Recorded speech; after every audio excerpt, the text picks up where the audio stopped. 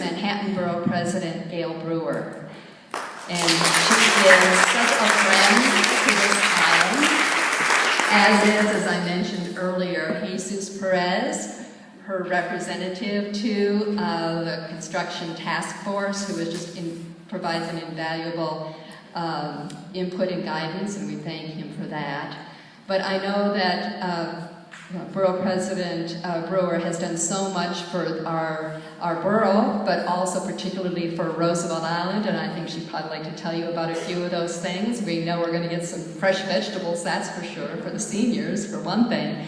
And she's really a proponent of tech, and she was the person who really started the tech committee in the city council and did a lot to advance technology in the city council and in the city of New York, and she's doing going great runs in her office advancing tech as well. I give you Gale Brewer.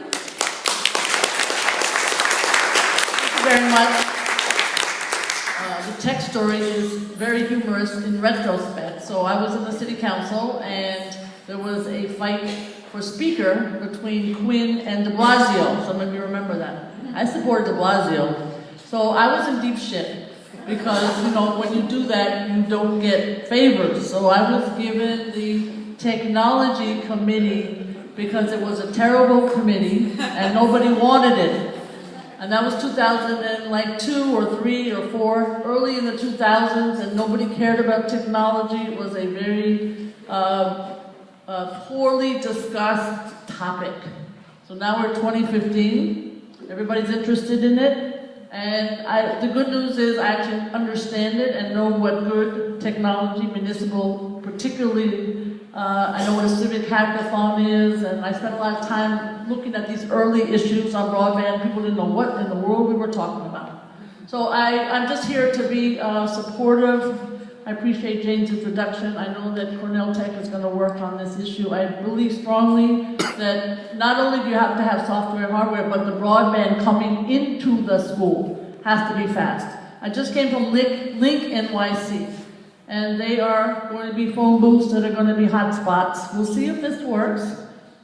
It's been touted as the digital divide answer. It's a great idea. We'll have 75,000 hotspot phone booths. We'll be able to dial and charge our phones, but it is not the answer to digital divide. What is the answer is good academic K or pre-K to 12. That's where you get your good digital divide answer in the school. So in our office, we did put in about $11 million. It's not a lot, but it's some. This year, we did more before. For the last 12 years on the Upper West Side, I put in a lot of money to tech in the schools, and it has to be used wisely.